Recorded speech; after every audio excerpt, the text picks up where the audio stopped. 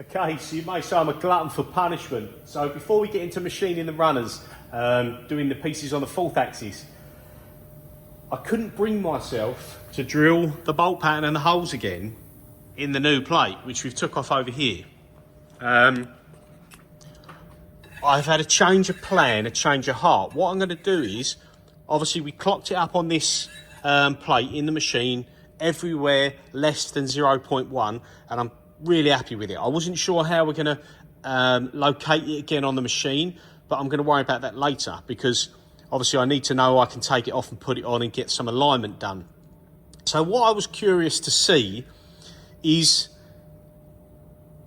about leaving this one. I've decided, so curious, I've decided, the decision's been made, it's been removed. I'm going to use this as a fixture plate, put fixture plate, sorry, on top of this. So this is going to go on the machine, as you see. So this is the underside. This will be the top side that you see in the machine, and the end pieces are here. And what I'm going to do at a later date for other jobs, this will be drilled and tapped and have some bolt holes put in it, maybe all the way along the edge. And this will have 4 or 6, maybe 2 dowel pins, say one there and one there. And then what we'll do in future, when we're doing jobs, we can clock this up on the machine nicely.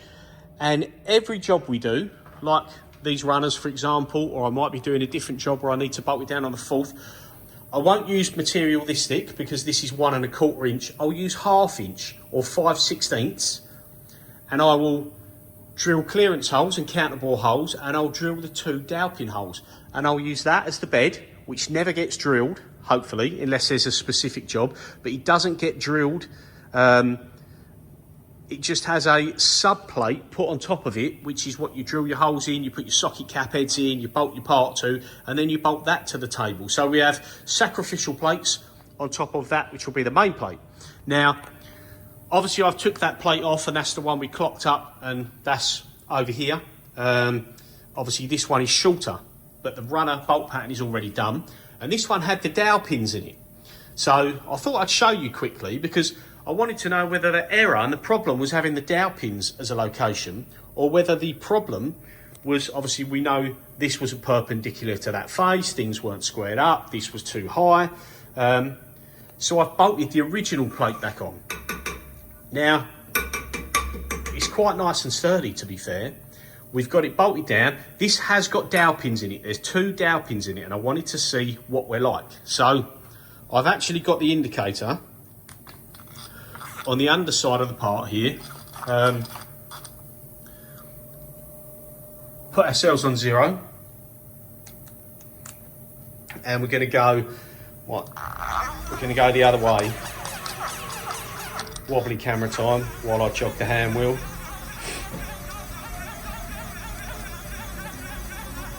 Right, look at that. Perfectly, almost perfectly on 0 still. Because this plate was pretty flat. It wasn't perfect, but it was pretty flat. So now if I come out, come back up, let's just adjust our clock a bit. Come back in.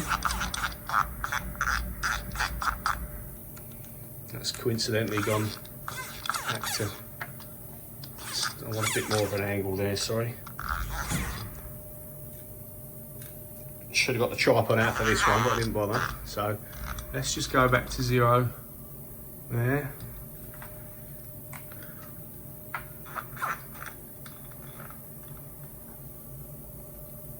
So on 0, maybe just off.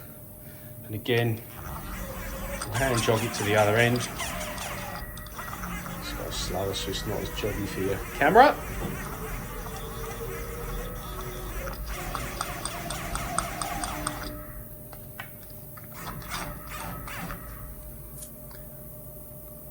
.055. I'm happy with that. It's not even bolted on any support, and we've got the dowel pins. But this was a machined face when the dowel pins were done, as a reference. So we're going to see if it's straight in X when the dowel pins are fitted. So I'm just resting my camera there a sec. While I chop this up, I have to come back in a bit because the recess doesn't go all the way to the end of the plate.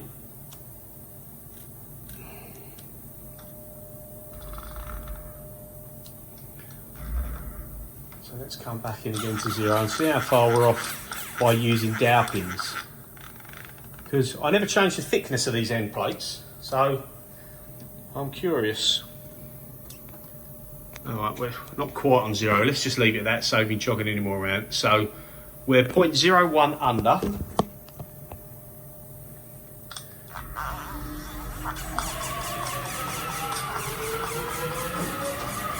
See how far out in X it was using the dowel pins. And we are, look, with them dowel pins in, we're 0.25. So we're nice and level, and I'm thinking if I take them dowel pins out, I'll be able to adjust this to get it nice and straight. So I'm going to have a mess around with this, and we're going to use this plate for this job, and then we can keep the main plate ready for when we can use sub-plate fixtures. But we're nice and level up and down, but we're just not very true here. So let me see if this side is off by a similar amount, and I'll come back. Okay, so you can see we've got our runners on the shorter plate. Now, I showed you a minute ago we were getting it clocked up, and to be fair, it worked really well. I had to take the dowel pins out because one way or another, when I've machined the dowel pins into these and into the plate, it's not true. So no dowel pins. We clocked it back up along here. We are flat. When we turn it up, we're level, everything's good. I think on this plate, we're a little bit less than the other one, like 0.05 millimeters, 0.06. So again, we're under 0.1. We've got this back where we want it. And obviously these pins, I've got 2 dowel pins in here going into this plate. And now this isn't on dowel pins. This can move back about a millimeter. So we've kind of leveled it up, and we've got this within 0.03, 0.04 compared to this back face. So I'm happy with that, because obviously we're picking up on holes and stuff like that. So if this hole was 0.04, 0.05 over, you're never going to know. It's not going to make any difference. So yes, we are set up.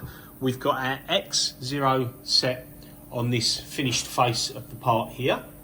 We've got Y0 is the centre of the 4th axis, centre of rotation, and our Z is the centre of rotation. And just to confirm the heights, obviously before this is bolted on, you can clock off the bottom of this hole, add half the hole, and the distance from there, bring your clock down to the plate and touch off. And we had that measurement, even though we've got different base plate, obviously it's still on the bottom of this, so that measurement doesn't change. And to confirm that, I've put slips to the same measurement in there, done the calculations, and we've got our Z. So we are set Z centre, Y centre of rotation, and X on this edge face. So we are now using the small plate. And as said before, we're going to use the long one that I've put on the bench over there for future jobs. And then I will put either 1/2 inch or 5/8 plate on top as sub plates. So that we'll keep the bottom plate good, and we'll do sub plates. So anyway, getting back to this job, forget all the measurements and trunnion alignment now. Let's get back to what we're here to do, and that is work on these. So now we've got our G54. I actually use G59 for the 4th axis always. Now we've got that set in the computer. I've got a program set, and I'm going to do it one step at a time. We're going to come in first off, and the easiest one to steer clear of everything out of the way and make no major mistakes or expensive tools is we're going to come and face this off across here. And I was going to use a 50mm end mill when we were using the longer plate, but we've got less clearance here now. So I'm probably going to come along with like a 20mm, 25mm tip cutter, or even a 12mm end mill, and just do a couple of step overs. And we're going to face off this. Then we're going to spot this, then we'll drill through, and then we will tap them. So we're going to do that as a single operation, face, spot, drill and tap, and we'll see how it comes out. See if it looks like it's in the right place. So let me go bring the program up on Fusion, and I'll bring you back. Okay, so we've got the part here in Fusion. It might be hard to see, but you can see we've got our dotted line there representing our Z0, Y0, centre of rotation. Now, when I was setting up on the part, I took the height from the centre pin, or the centre of my end blocks, to the top of my table, added half the hole, etc. 65.796, which which is the distance from the underside face of the part, like the bottom datum, to our Z0, Y0. That has to match the part reference. So as long as they're the same, that's fine. And at X0 is set off this face here. So we're true there, and I'm happy with that. And now what we're going to do to play it safe, all we're going to do is we're going to face across the top of these angled sections here. We're going to spot drill them and tap them. And that's all we're going to do for the minute. I've suppressed the other ops because if anything's going to be wrong or out or not correct, I'm going to find out straight away. Now I'll just show you in the setup as general fourth axis stuff. Keep double clicking, got to press edit. There's going to be no simultaneous fourth axis moves whilst the machine is cutting. So all you're doing is orientation of the fourth axis and then breaking it again. So under your geometry tab, you can tick tool orientation. Once it's done, you can select a face to orientate your Z axis. So if I click on there, get rid of that, you can see my face is this surface here. So that surface will become, from angled like so on the model, it's going to tilt the fourth axis and it's going to become parallel with the spindle. And then it will put the brake on and it will stay there while we do these ops. And then as you come down, you have to select the tool orientation to be the same for each one of these, which you've done. So that's okay. And if you was to move on to a different part, so this part is about 22.5 degrees and these injector faces are about 25.5 degrees. So there's a slight difference. So you have to select the face for where you're working in each op, not just once. So again, if we go into this drill cycle, under geometry, we've got the same face selected. So you have to make sure you do that each time. Let's just wait for that to finish spinning round. Okay, now I always use my fourth axis with G59. I just like to keep it separate. So in my processors, I'm going to select in my cloud, because I've done some changes to the post processor, A axis, haas with an A axis, and then that's okay, that's what I want. And then I have to change this name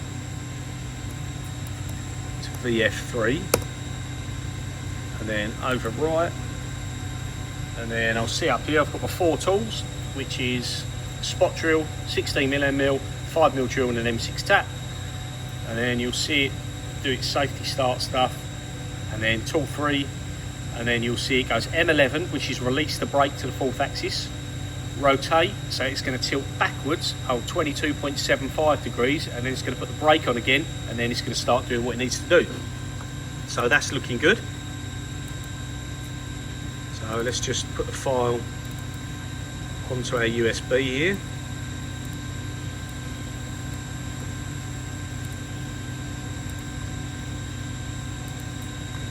And then I'll just click and save that. We'll go over to the machine. I literally just recorded this same video clip a second ago and forgot to zoom out a sec. And I actually forgot to put it as G59. And I started doing the clip and I actually turned it on, and you can see we've got some coolant on there. We haven't done anything yet, but the coolant and that come on, and the table started going all the way over there. And realised I'd selected offset to G54, which is obviously no good, because I just told you I use G59 for anything on the fourth axis. It's just, it keeps it separate, and when the fourth axis is staying on there, I can keep my centre of rotation as before, and I know where I'm at if I'm just chucking a part up and using everything up until now has been just done with a chuck. So I keep everything the same.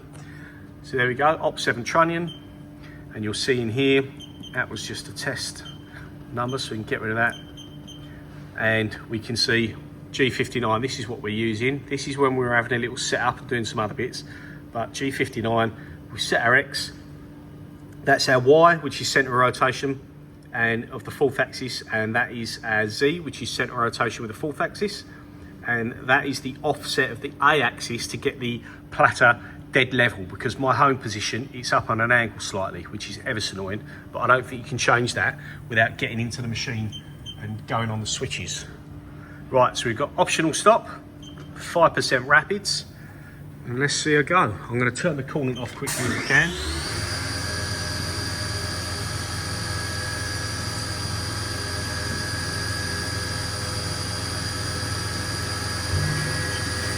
Turn that off so we can see where we're at. Bring my glasses down. Now you'll see that the fourth axis is tilted back and this surface is level straight up the spindle.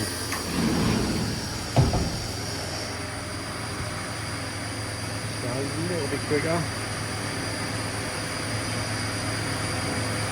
I'm going to slow my feed rate down as well to 10%. We've got coolant off.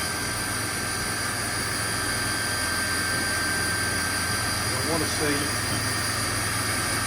I'll stop it just there,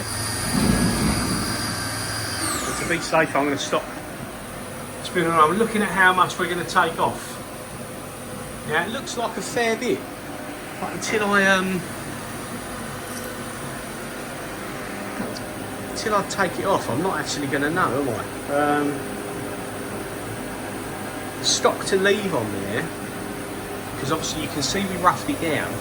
I'm not sure how much was to leave, but that looks like it's potentially going to take about 2mm off. Shall we run with it? How could we test to see if we're correct at Z0? We've done it off the bed. What it is, this is a test part. I don't want to take a couple of mil off and have everything wrong. So I wonder if I do a quick program to come down and do a fake spot drill just off of here. That may work. Tell you what will also work. I'm going to go measure on the drawing the length of this. The length of between that point there and there, and I'll know if there's that much to come off. So let's go get the calipers and check that. Seems a bit long-winded, but and it is a test piece. So let's have a look here at this line down here, and that'll give me an indication of how much has got to come off. Right, so we're a bit of a random 6.65.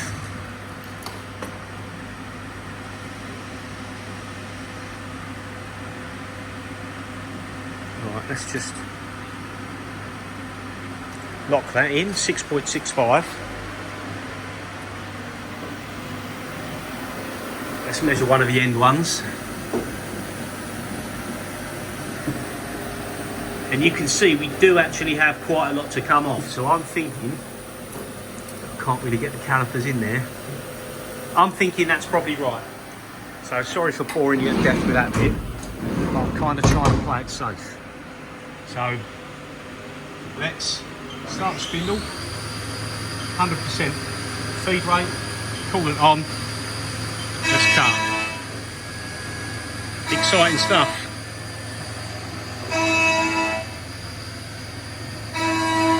We want to make sure it doesn't go too far at the end, which it didn't. Lovely. And then I can come back and measure that little area and see if it's still 6.65.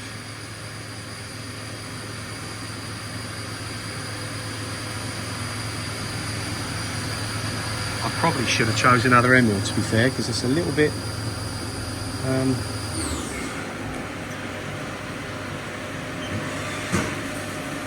okay, right. So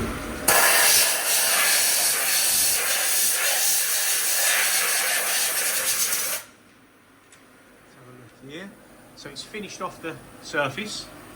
You can see there, it's nice and flat. We should potentially come in and chamfer these, but I'm worried how far out you are. If you come in and put a chamfer on something like this, I might hand finish these, because if it turns out I'm 0.2 over there, you can really start making a mess with your chamfers. So let's pick the middle one here. and just try and get them wisps off with my fingernail. And then if you remember, on the drawing it looked like 6.65, which we're locked there. And I look at that edge.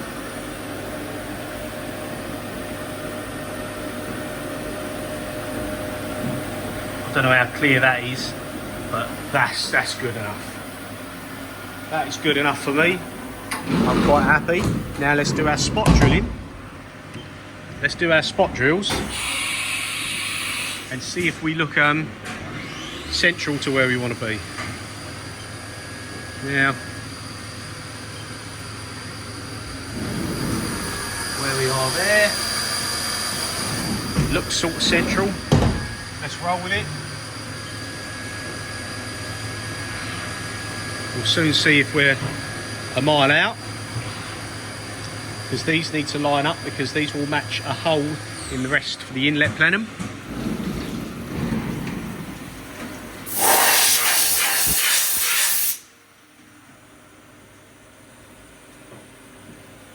They all look pretty central to me. I'm happy with that. Let's keep going.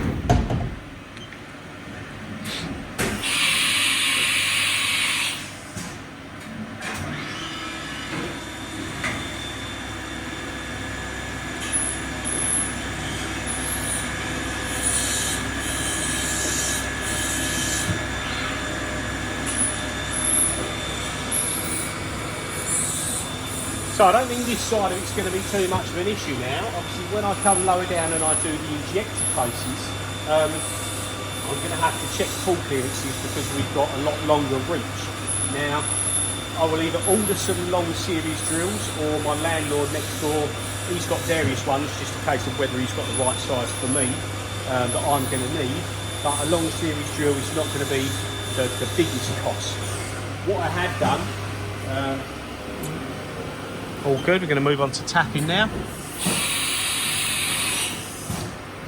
And I'll let that tap. I don't tap at high speeds.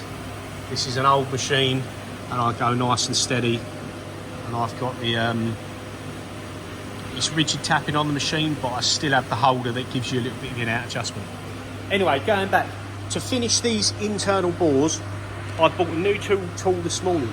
Now it's almost identical to this, except the insert is 220 degrees, so it's slightly more of a ball nose. It's got a reduced shank, and it's got 100 millimeters or 120 millimeters reach, which will get us right down in there, and it's 16 millimeter diameter, so it should be nice and rigid to finish them internal bores.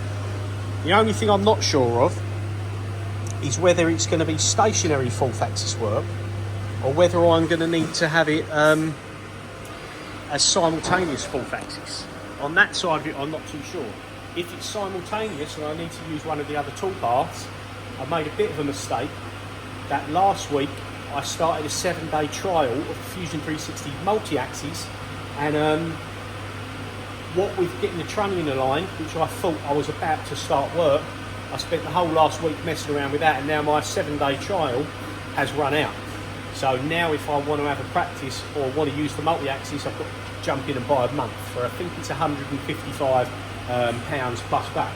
So if we need to do that, we need to do that, but we'll work that out. We've got the tool coming, should be here tomorrow. So let's have a look where we're at with this part. Okay.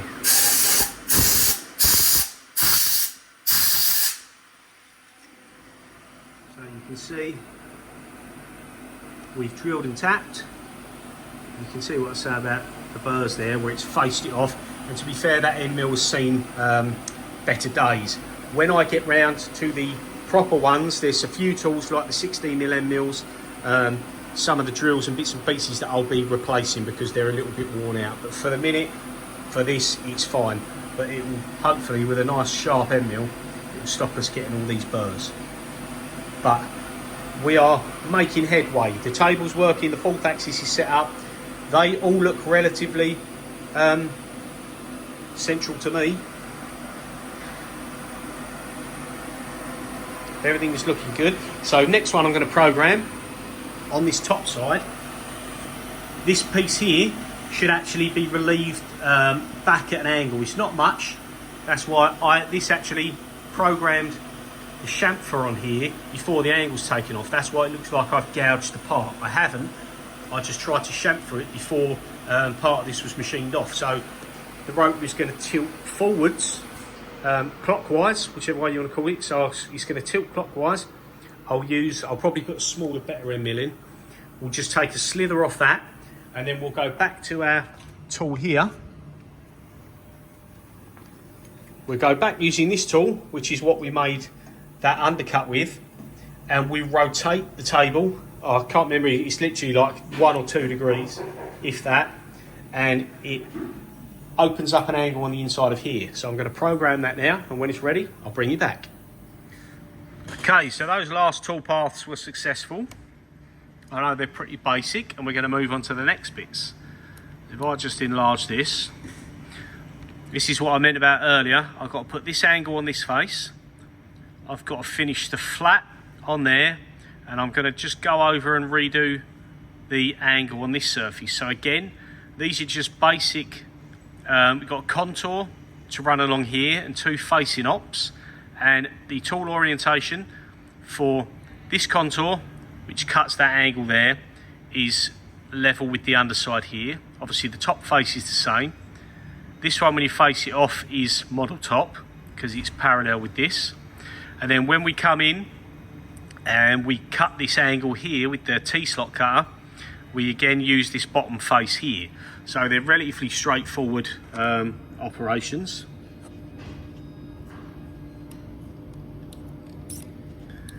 You can see the tool paths as they come along there. We can just run through them quickly.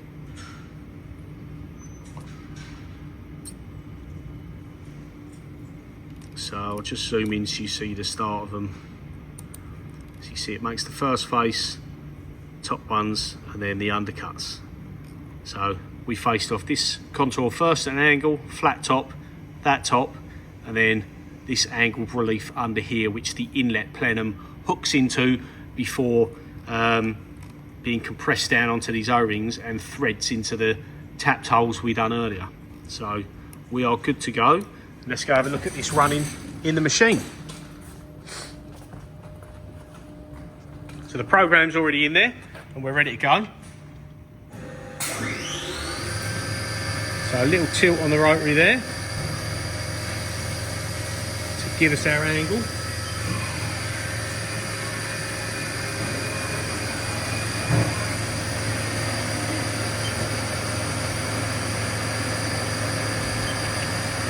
I'll just do a quick coolant off. Look at where we are. Everything looks good. Coolant back on. And away we go.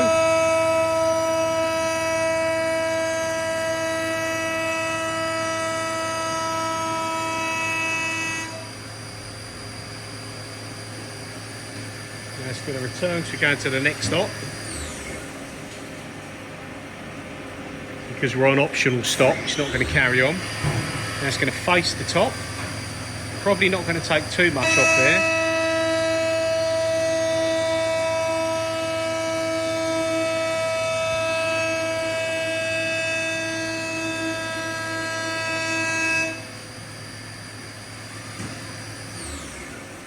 Then it'll angle again and do the next face.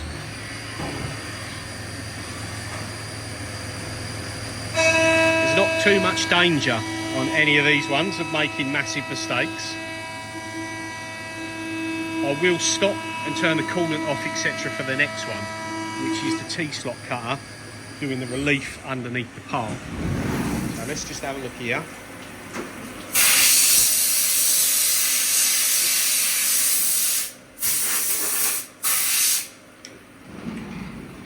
So you can see it cleaned up our top section and that angle, and put this front face on where it should be. Again, we've got burrs on there that need to be deburred at a later date. But you can see the angle.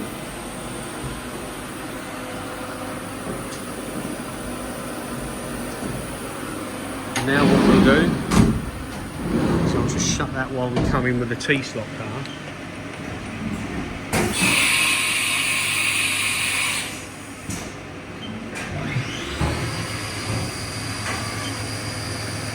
Now 5%, we'll drop our feed rates to 10%.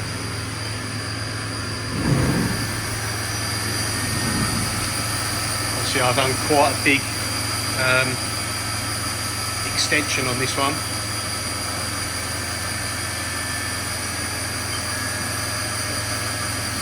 A bit. What I want to do now is see if we're roughly about right.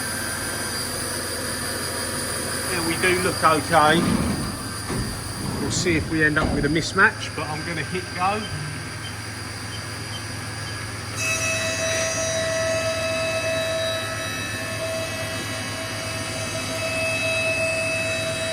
Hopefully we've not got too much extension at this opposite end.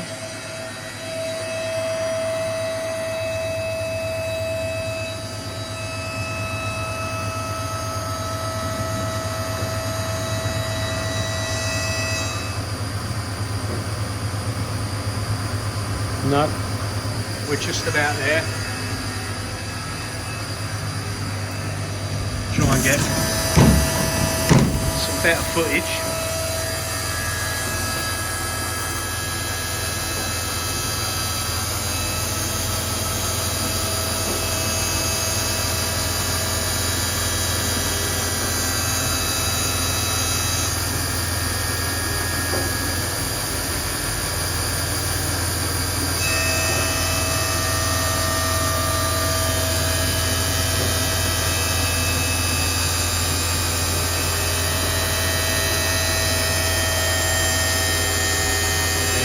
Zoom in and you can see that release cut under there.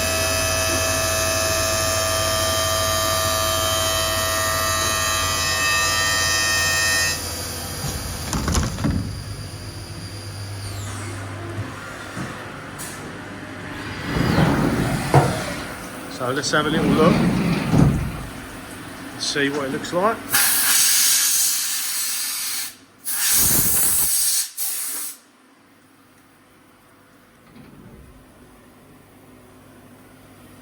So there it is there. Oh, seen too much. It might have gone in a little bit further than required. You can see it sort of comes up and has a very slight angle back, but that's not going to make any difference. All that is, as said before, it's like the inlet plenum hooks underneath, gets pulled down flat and then bolts to these faces. So that should be more than good enough. So yeah, that's that bit done. Okay, so we're carrying on machining this part. Now, stuff's going to jump a little bit forwards and backwards now because I accidentally deleted one of the videos from the folder and I can't get it back. So you'll notice we came in and we done the top sections, we faced these off, we drilled and tapped, we done our undercut. Now I did come in on the other video and I used a little 10mm ball nose tool there and I done a load of step overs to flat off this face, which is for the fuel rail. Now it's done the job and it's left a good finish, and you can see it's already drilled and tapped, which will come in a video in a minute because one got deleted, so I've skipped this. But what I found when I dummy fitted the fuel rail, which is currently bolted to this one, you can just see down there what they've done with the standard fuel rail is just they've ground off the corners. Now I've got obviously nothing to do with the fuel rail. If that's what's being fitted, that's what's being fitted. I just get given the sample. Now where I've done this with the 10mm ball nose, that radius is too big and the bracket is sort of trying to sit up. And the other thing I noticed is that there's about a degree of difference between this face in Fusion and this face. So I'm actually coming back in and I'm making this face parallel to this one. Like I say, it's about 1 degree. And I'm going to come in with a long series 10mm with a 2mm radius, and that should get right in there and take that bit out a little bit more. So we've missed a bit where we've drilled and tapped it, and I'm going to add that afterwards. And we've also missed a bit that you won't see, that I'd started to spot here and started to drill, and I snapped a drill bit. That's coming in a minute. So for the moment, we have done these, and we're going to come back and we're going to do them again with a different tool, because we need to get rid of some of this 5mm radius in the corner. So we've got enough stick out there to come down and just take a few passes. And obviously with a ball nose, we had to take a load of step overs.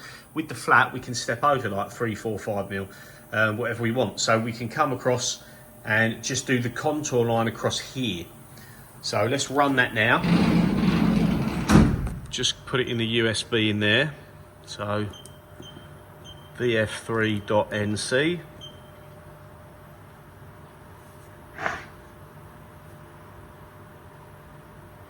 Op7 trunnion. Now we've got tool 11. Now I haven't tried this one yet. Might need to put them up a little bit for clearance. I hate it when I get lost on them out of sequence now compared to the video. So we'll just slow down the rapids there.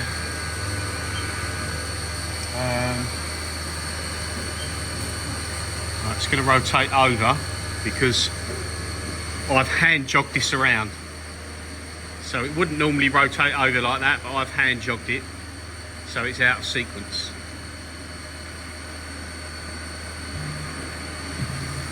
Okay, so we're going to come back in now. And I'm going to turn the coolant off. I'm going to 5% rapid.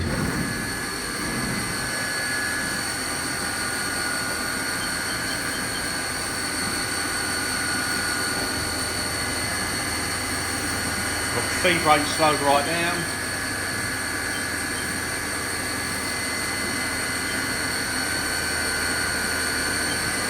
Now obviously I just want to keep checking the clearances here.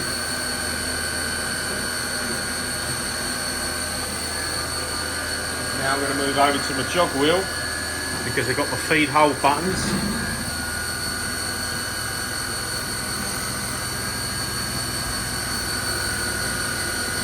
I want to make sure we're not going to touch anything. Because we've already done a pass on this, I'm not so fussed about there being coolant.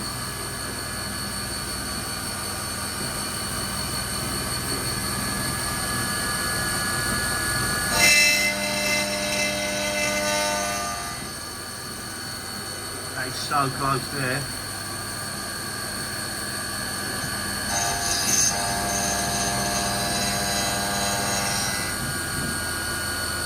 Right.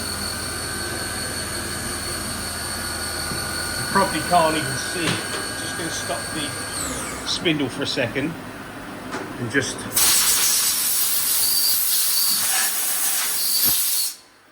blow some of that out of the way. I thought I saw it touch them there, but to be fair, there's no nothing there. And you can see that's cleaned that face up there quite nicely. I could potentially, because I've already gone over with the ball nose, it's like there's a little bit at the back. It could take like 0.1 off there. So we're now going to come across the other side, and I'll let it go with coolant.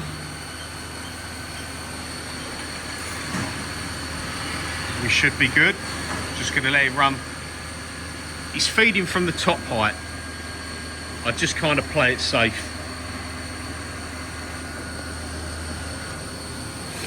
I could select the feed from say 5mm above the face that we're actually machining, but I normally play it safe, so when it comes and you've got your plunge feed rate, it doesn't plunge from the top of the part straight down, just in case. At a later date, when we know the program's good, I can then bring that the feed down to the face that we're actually machining. But I've made my fair share of bumps with tools into parts, costing me not so much money, but a lot of time. So I'd rather go a bit easy.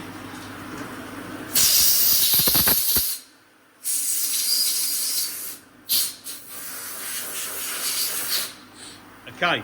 So You can see there we've just got where the angles were different. It's okay in there. It's clean right up on that neck, which is pretty similar.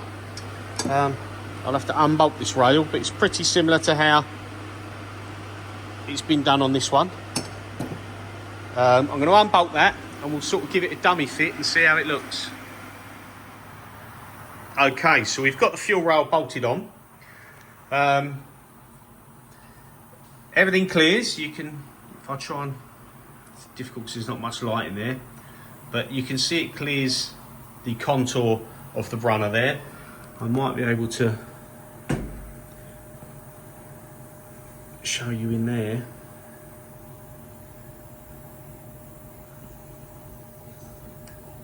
It clears in there. Looking down on that one, same sort of thing. Whether they have plans to use a billet fuel rail at a later date, I'm not too sure. This one just came bolted onto that when I was given, and it fits exactly the same. Personally, you'd want us very close on this here.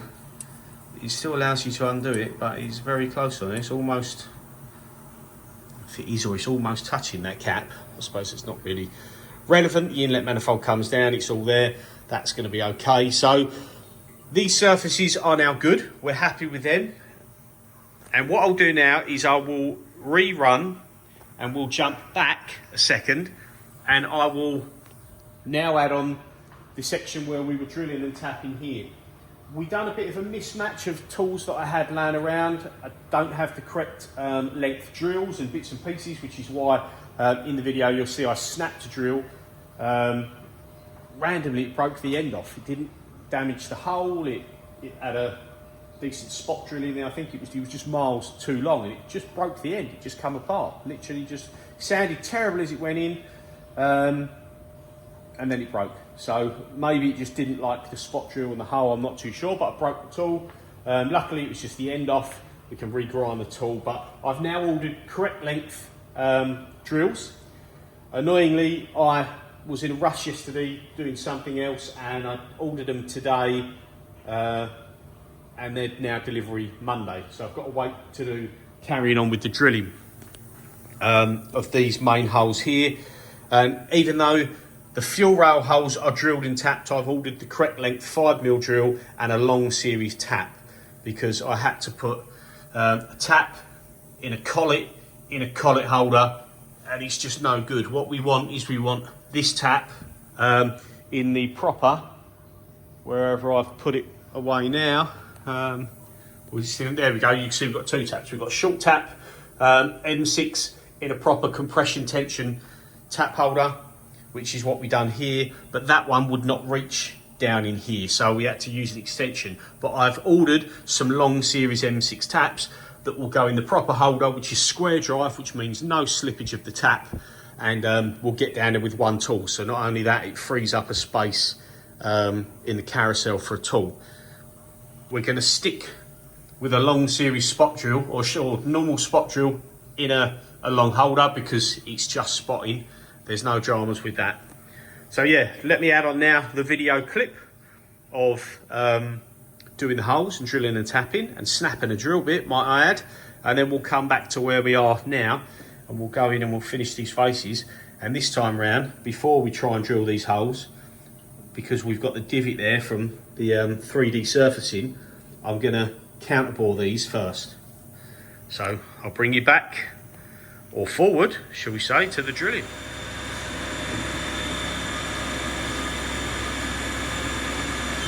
I want to turn the coolant off. Stop that. I thought for a second I heard the drill break, but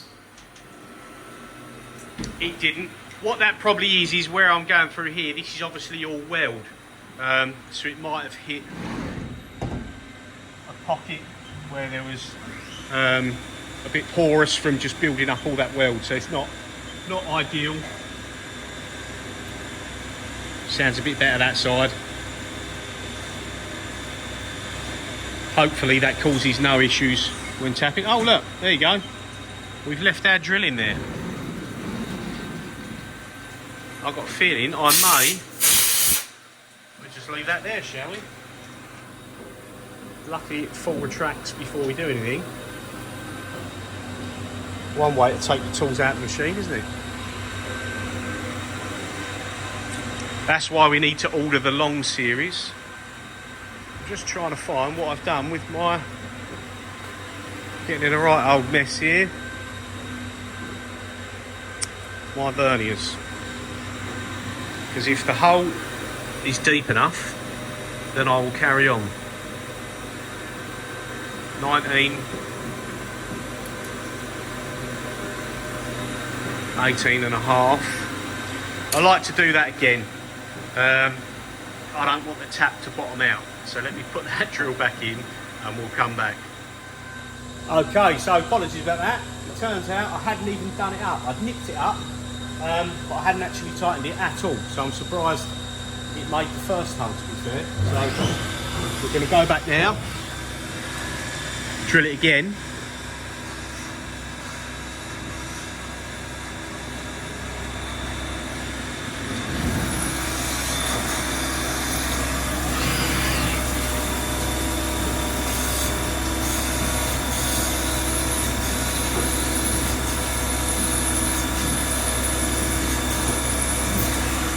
Okay, right, so that's a bit better.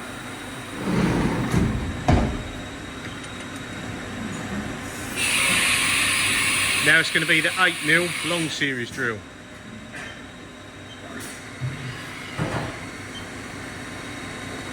Now this is quite long. I'm going to readjust the coolant nozzle. I don't think I've ever used a drill this long.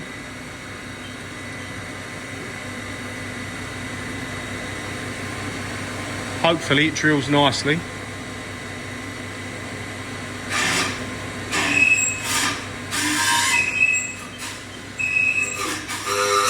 Oh. It did not drill nicely. We broke it. Let's get that out of there. Okay, so what I think the issue was, when I spotted the upper face, which is the fuel rail mounting face, I then spotted at the same orientation the injector face. Now it turns out there's 1.5 degree difference. I think this is a mistake in the model. So the injector one got spotted 4mm deep. So I'd already basically done a pilot hole 1.5 degrees out of true for the long series drill, and I think that's why it sounded so bad and was squealing and wobbling when it went in, and that's what caused the breakage. So I don't think it was a drill issue. I think it was out of alignment. So we just skip that program. We'll skip that and we'll go here.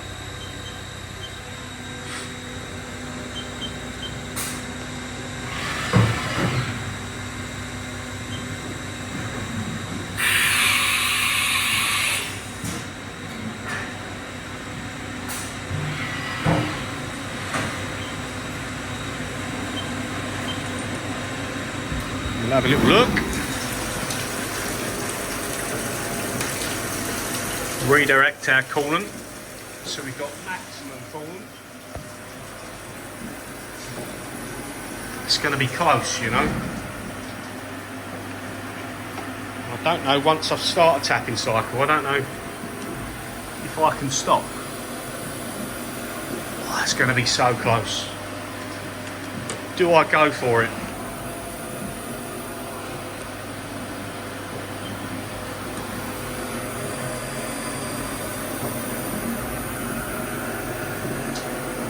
I'm not sure if that's going to clear, you know.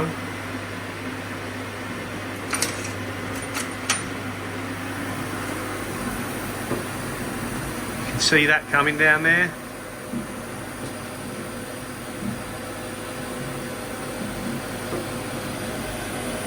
Just trying to get a straight edge and see if that's going to clear. And that is going to be so close.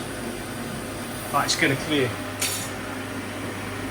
My little bit of wonky shin tells me correctly it's going to clear, and it's going to clear. Whether the tap stays in that silly little collet is another matter. So let's go for it. Come on, come on, come on.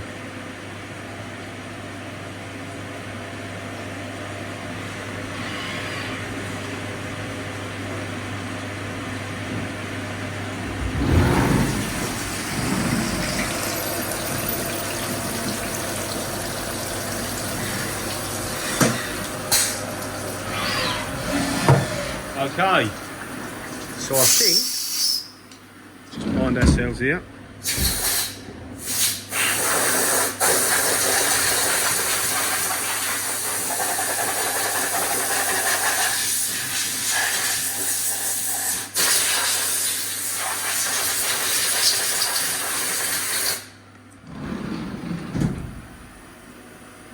So that tapped okay, considering it was going in all that welded junk. You can see the material in there is not very nice, but it has worked and it has welded, has tapped, that I'm talking about. I'm going to leave the video there.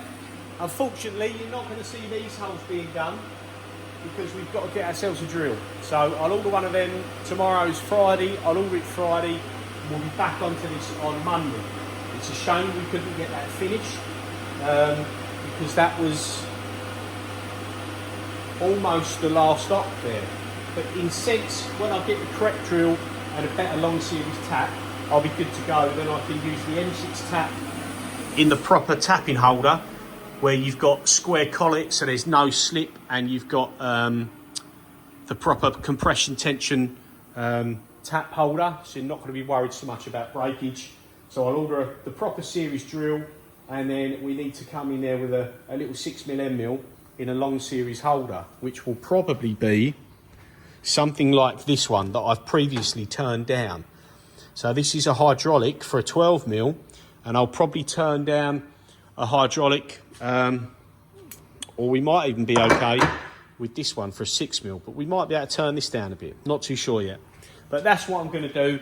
So this video I'm going to leave there. Just shows you a bit of the fourth axis stuff, and we're finally getting onto it. And in a separate video, I'm going to come back and we're going to do it as finishing the inside bores of the runners, because the tool for that I've ordered is turning up tomorrow or Monday as well. So yeah, cheers for watching. We'll see you again soon.